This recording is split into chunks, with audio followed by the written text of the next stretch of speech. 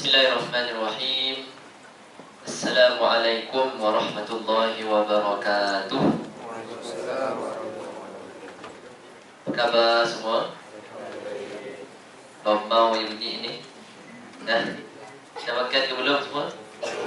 Belum, patutlah. Mungkin kena makan dulu sepatutnya kan. Kita apalah adik.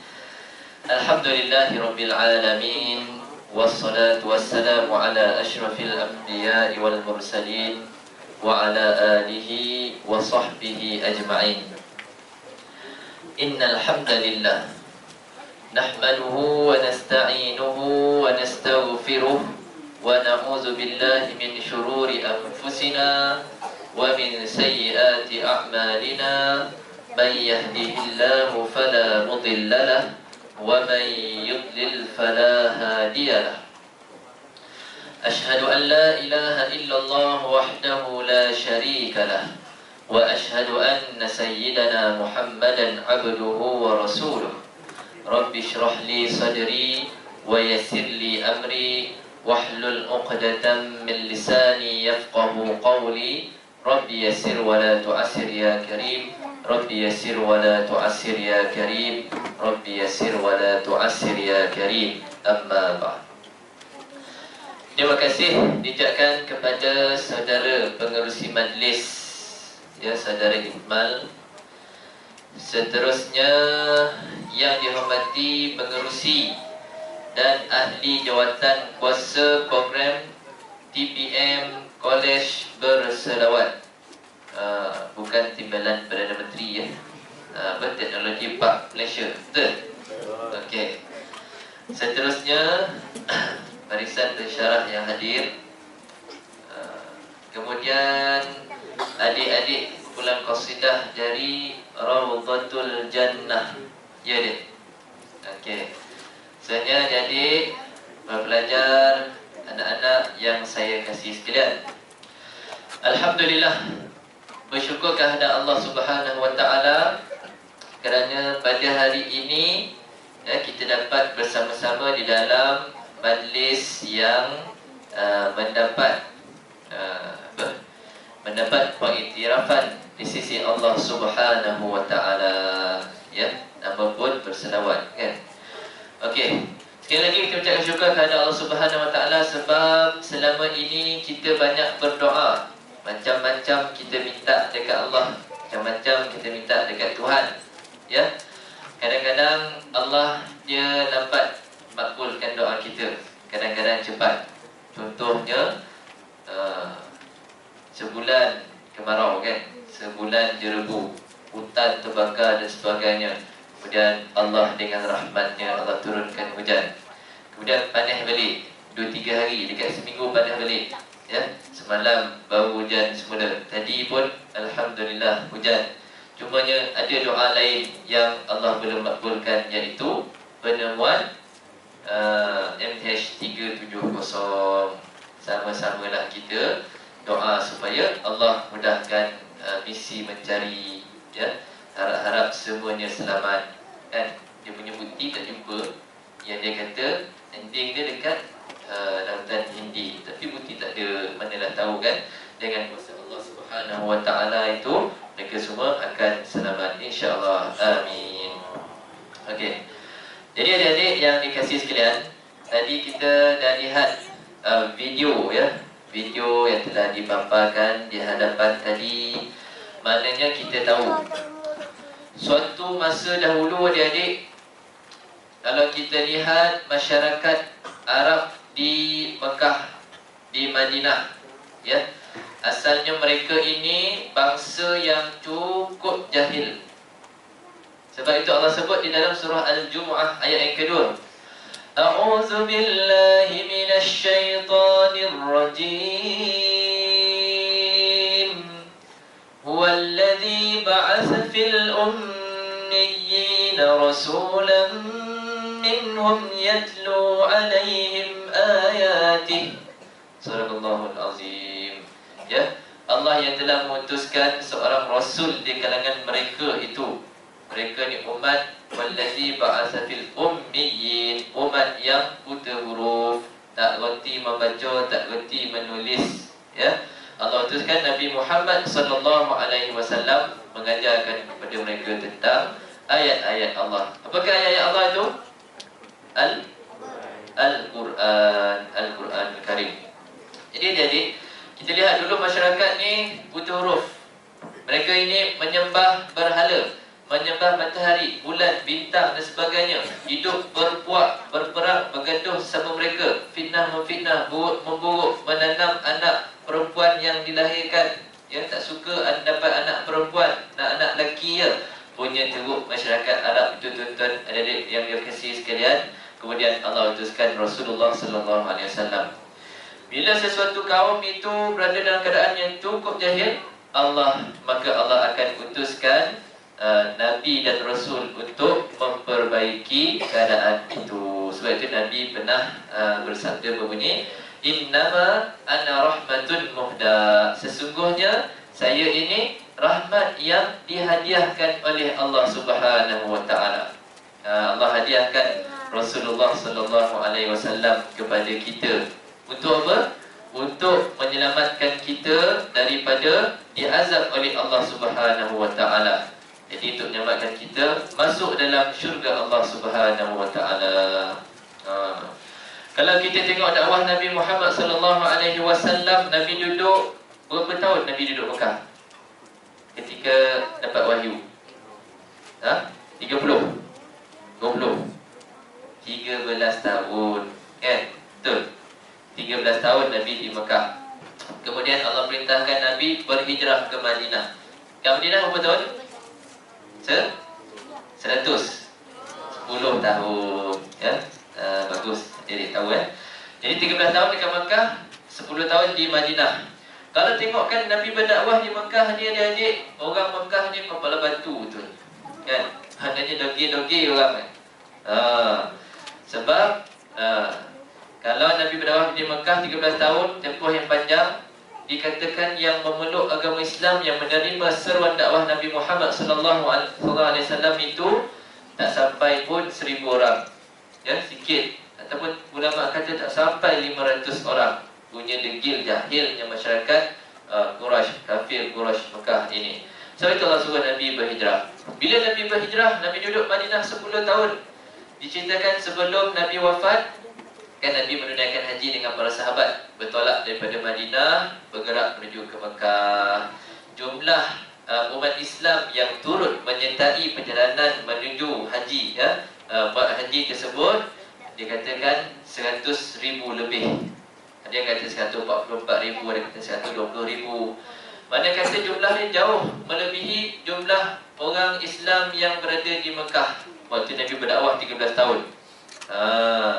Ya, kalau selama 13 tahun Nabi berdakwah ni, mereka tidak menerima suruhan dakwah Nabi. Bila berhijrah, hikmahnya Allah telah membuka hati penduduk Madinah ini supaya menerima ajaran Islam itu. Sebab apa mereka boleh terima? Sebab dia tengok akhlak Nabi Muhammad sallallahu alaihi wasallam. Nabi kita ni adik-adik, Allah sebut, laqad kana lakum fi rasulillahi uswatun hasanah. Ya, pada diri Nabi itu ada contoh teladan yang baik. Setiap perkataan Nabi, setiap perbuatan Nabi, tubuh badan baginda ataupun diamnya Nabi itu pun, semua itu menjadi hukum di dalam agama kita ni. Kalau Nabi kata begini, bunyan Islam ala khamsin, Islam itu terdiri atas 5 paksi, 5 perkara yang penting. Ya, jadi kata-kata Nabi itu menjadi hukum. Kemudian Nabi kata apa? Rukun iman, rukun Islam, ihsan dan sebagainya, itu menjadi hukum. Dan disertai dengan perbuatan baginda Nabi sallallahu alaihi wasallam. Dalam Quran kata, tunaikan solat. Inna solata kanat 'alal mu'minin kitaban mawquta. Tunaikan solat mengikut waktu telah ditetapkan. Tapi dalam Quran tak sebut waktu dia subuh, zuhur, asar, maghrib, isyak.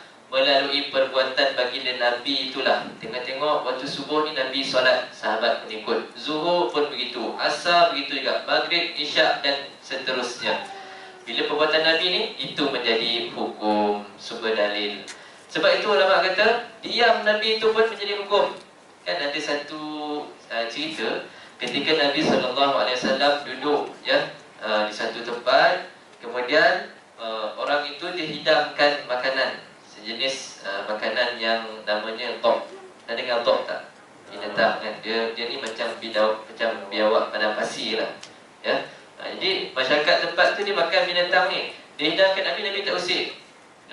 Nabi kata, kami orang KL ni tak biasa makan top, macam tu kan. Orang TPM tak main dah top. Kita main apa, lamb chop, chicken chop je kan. Contoh ya. Jadi Nabi tak biasa makan. Kan tak biasa makan tu muntah pula kan. Lain pula jadinya sakit ke apa ke. Jadi sahabat lain yang orang Arab Badawi ni dia makan, oh syok kan, tambah 2-3 mangkuk lagi. Saya tambah ni. Dia makan lah, dia usik benda tu. Ni Nabi tak kata ni haram. Ya, maknanya Nabi diam, tengok. Biarkan dia makan. Maknanya diam itu Nabi membenarkan perkara itu tidak haram. Itu boleh dimakan.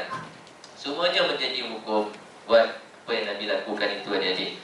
Jadi Nabi SAW ni sebelum dilantik menjadi Nabi dan Rasul, ketika baginda berusia 40 tahun, ya, waktu tu dapat title lah, Nabi dan Rasul utusan Tuhan. Ada pangkat dekat depan dia. Kan macam kita lah kan. Ada pangkat apa? Doktor, Tan Sri, apa lagi? Datuk Sri, Datin, Puan Sri dan macam-macam lah gelaran yang diletak, ya. Okey. Jadi Nabi ni sebelum dilantik menjadi Nabi dan Rasul telah mendapat satu gelaran lagi. Apa gelaran dia? Tak dengar. Al-Amin. Senang ke? Al-Amin iaitu orang yang jujur, orang yang boleh dipercayai, ya, sangat dipercayai. Itu sebelum menjadi Nabi dan Rasul. Sebab tengok muka Nabi ni tak ada oman, tak ada muka penipu lah. Memang jujur muka dia. Sebab tu waktu saya belajar di Al-Azhar dahulu kan, kami ni kalau adik-adik pernah pergi negara Arab kan, kita ingat kan, orang Arab dahsyat. Sebab Nabi dan Rasul ni datangnya daripada bangsa Arab kan. Hebat orang Arab ni, mesti baik-baik mereka. Tapi bila kita sampai dekat negara mereka, ya Allah, teruknya perangai mereka, ya, dahsyat ya, kasar, ya, ganas, bengis dan sebagainya. Sebab tu kami ni bila nak tahan taksi, antara petua kita orang, keluar tahan taksi, kita cap muka pengguna taksi ni. Kalau muka jahat itu kan, serabai ya, kita jangan tahan dia. Sebab confirm bagan orang dia. Kan, confirm ditakik kita, patut RM5, dia takik sampai RM20, RM15 harga, tak masuk akal kan. Tengok muka, dia nampak muka macam ada nur cahaya je, kita tahan. Okey, naik kan. Dia jaga dari muka dia baik, tapi dia takik je gitu kan. Ini tak payah nak naik lah. Kita tengok muka. Sebab apa adik? Sebab luaran itulah yang menggambarkan dalaman seseorang itu. Apa sesuatu tentang luaran? Dalam hadis 40 Imam Nawawi. Imam Nawawi adik kenal tak? Kenal? Siapa dia ni? Imam Nawawi? Tak kenal? Imam Nawawi lah. Ya, Imam Nawawi yang membuat buku hadis ni, buku hadis 40 Imam Nawawi yang masyhur ya. Dia apa lagi? Riyadhus Shalihin yang digunakan seluruh dunia. Imam Nawawi yang dia mazhab Syafi'i macam kita. Ya. Imam Nawawi ni dia meninggal dunia umur dia muda, 40 ke 45 tahun, antara itulah.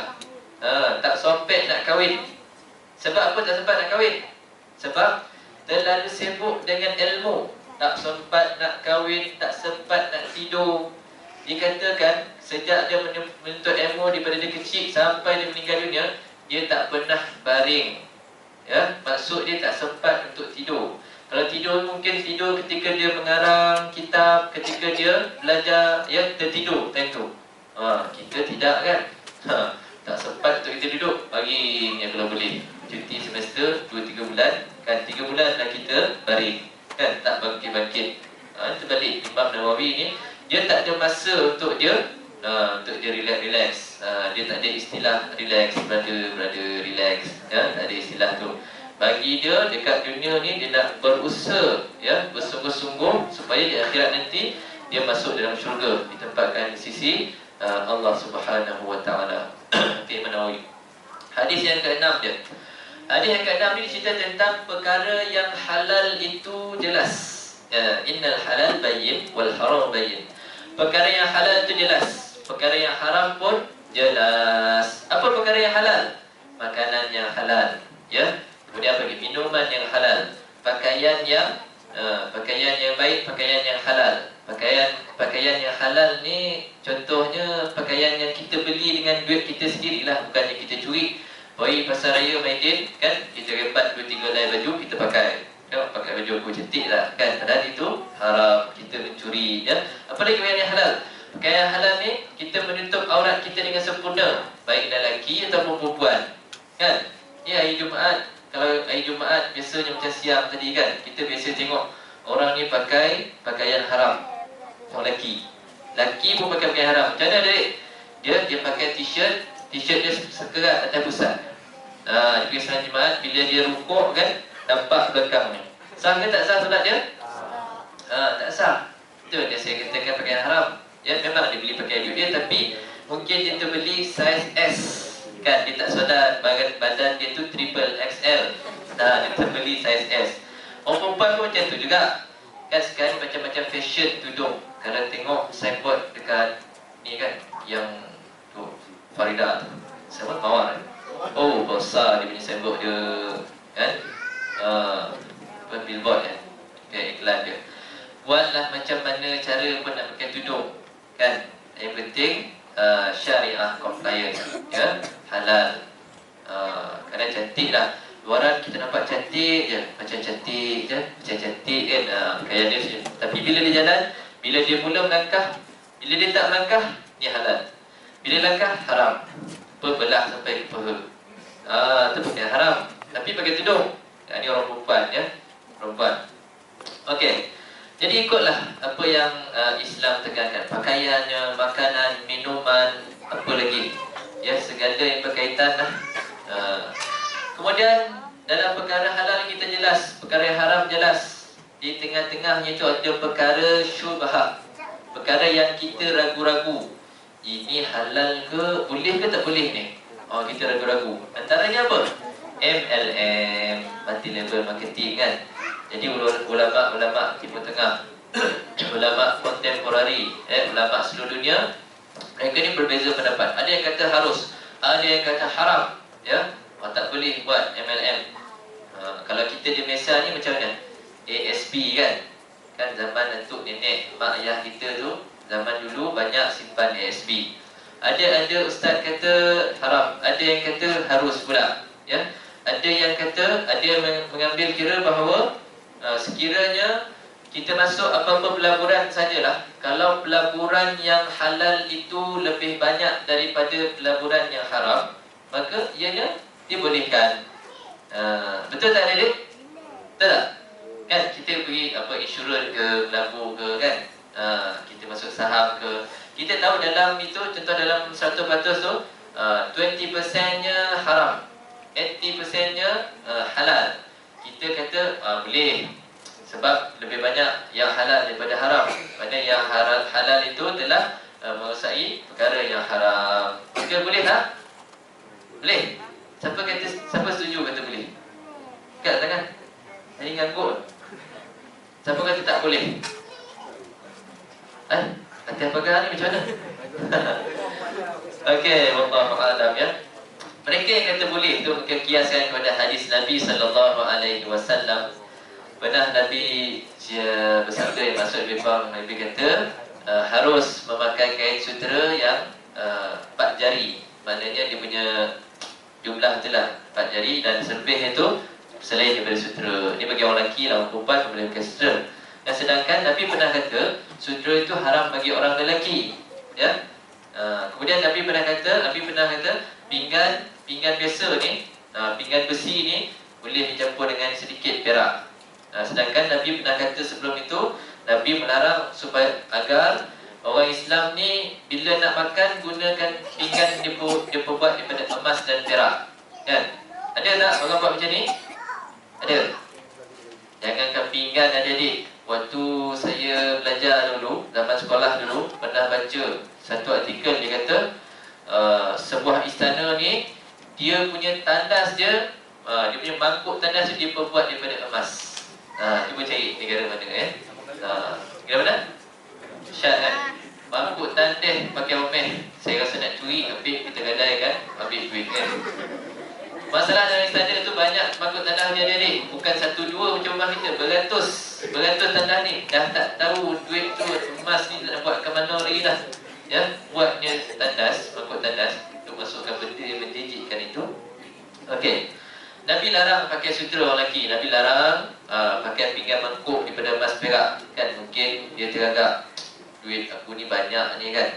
Kata aku beli pinggan yang berbuat daripada perak kan. Jadi makan nanti rasa bangga je, sanggup je. Tu tak boleh. Sebab tu tidak boleh. Jadi ada yang kata boleh sekiranya yang haram tu sedikit. Kalau macam tu adik-adik, kalau macam tu akan ada orang yang dia kata apa? Kita ambil daging babi sikit, kita racik aloi masuk dalam sandwich makan. Boleh Ustaz, sebab sandwich lagi banyak daging babi tadi 1 cm je. Dia tak rasa je. Boleh tak boleh? Jadi maknanya tidak boleh. Sebab agama kita kaedah dia apa? Maka nakathiruhu haram faqaliluhu haram. Ya, apa-apa yang banyak dia haram, maka sikit pun haram. Sikit pun haram. Sebab itu tidak boleh walaupun sedikit. Cuma keadaan yang tertentu sahajalah. Contoh sutera tadi kan. Pernah zaman Nabi SAW dahulu, seorang sahabat ni dia kena penyakit kulit tu. Penyakit kulit. Pakai cotton tak boleh. Pakai kain lain tak boleh. Dia nak sutera yang mahal je. Bila pakai sutera, elok pula kulit dia ni. Jadi itu disebabkan kerana penyakit. Macam manusia biasa lah. Kita ni kan orang yang dah tua kan, umur 50-60 tahun, penuh ubat dekat rambut kan, ubat dia penuh. Jadi dia rasa, dan ni kalau umur 50 ubat dah putih rambut ni, rasa nak pergi kedai hitamkan rambut kan, buat rebonding dan sebagainya, dia hitam color rambut dia. Boleh ke tak boleh? Tak boleh. Sebab dah tua, dah putih itu putih je lah. Ya, tidak boleh. Kecuali beberapa sebab. Antaranya Nabi pernah suruh semua para sahabat yang tua-tua ni, yang ikut pergi berperang ni, warnakan rambut dengan warna hitam. Misai rambut dia letak warna hitam, ya, letak inai, dia tak nampak putih. Sebab itu psikologinya. Daripada jauh musuh nampak, weh, tentera Islam ni muda-muda dia hantar ni. Sebab rambut hitam kan, semua hitam, tak ada uban langsung. Itu di segi psikologinya dah benar. Jangan kita tengok rugby lah. Bulan apa tu, New Zealand, tarian haka kan. Jadi psikologi lawan ni, dia punya tarian, dia punya suara dia, belum start lawan lagi dah cepat, dah gigil dah kan. Lari ke tim lawan. Okey, jadi itu psikologi. Kemudian ataupun itu dibolehkan ketika berperang. Kemudian ataupun macam ni adik ni, umur baru 5-6 tahun, tiba-tiba rambut penuh uban putih. Dah tua budak ni kan. Jadi sebab sakit, memang dia kalau macam tu sakit lah, mana dibolehkan untuk warnakan wanita. Itulah dia. Okey. Jadi yang penting adik-adik, dalaman itu, dalaman kan saya kata tadi, luaran ya. Luaran itu menggambarkan dalaman kita. Kan kadang-kadang kita jumpa kawan-kawan, dia kata, kau ni, kau nampak aku macam ni, luaran ni kau nampak ni, kau tak tahu dalaman aku ni baik, hati aku baik tak? Kan? Ada yang cakap macam tu. Ya, kita tengok.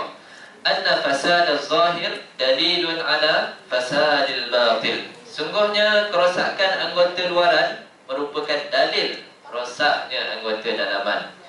Kalau luaran, kalau kita tengok kan, kita jumpa manusia ni, jumpa orang ni, luaran ni compang-camping kan, busuk kan, orang kata bau apa, tungki. Orang tahu lah zaman tu belajar tahun 9 kan, bau. Orang ni habis apa ni kan, orang pergi semayang pagi-pagi subuh, masuk gigi, pakai wangi-wangi, dia bangun tidur dengan air basi, terus ambil semayang sebelah kita, siap menguap, buka lebar mulut dia diri, ya, macam-macam bau keluar. Dah tu dia punya ketiak pula, ya Allah, ya Allahu Akbar, lalat pun mati. Ya. Ya, luaran cakap, kau nampak luaran aku selekeh ni kan, misai aku jago, aku tak baik tau.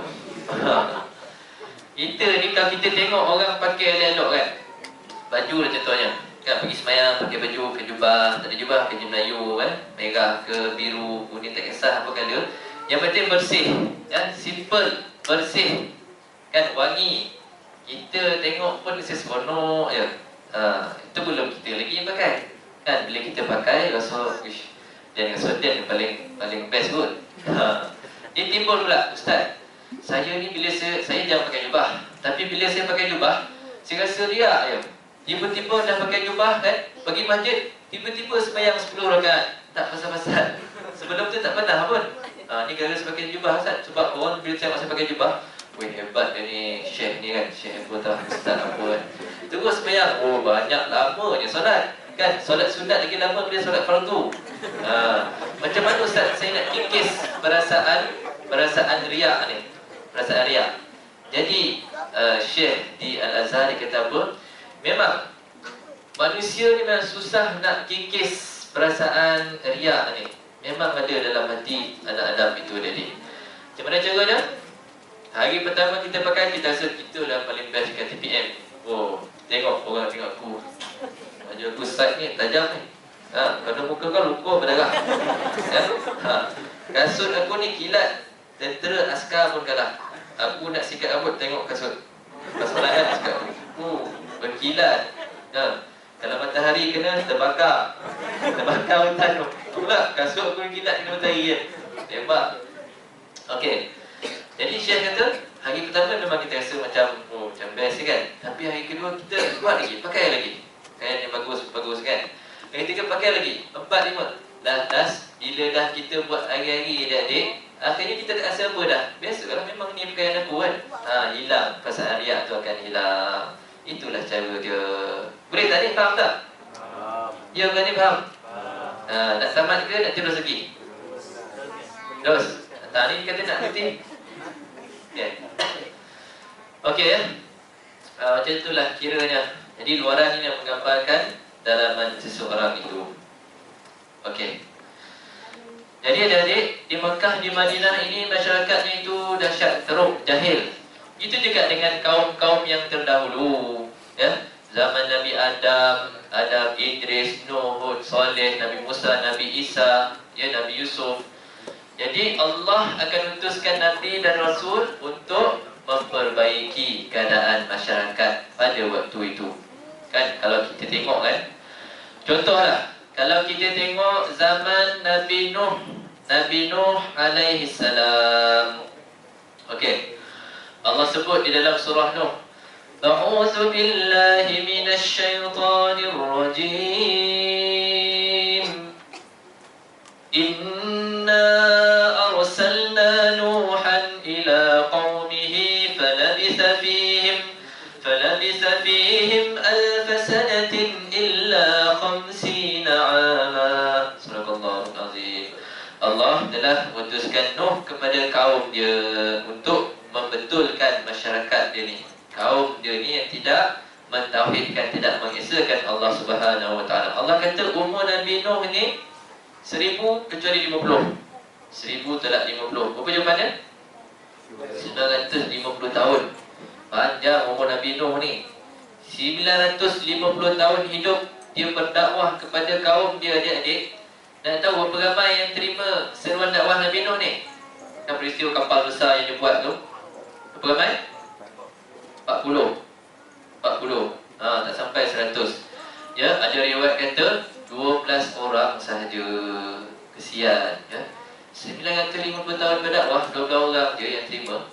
Ada riwayat lebih sikit, dia kata 80 orang sahaja yang masuk dalam agama Islam pada waktu itu. Sedih ya. Kalau masuk pilihan raya kecil Dun Kajang tu, confirm hilang wang pertaruhan. Ya. Kalah. Sebab sikit 950 tahun berdakwah, dakwah tak terima. Jadi kan sewaktu kita di padang mahsyar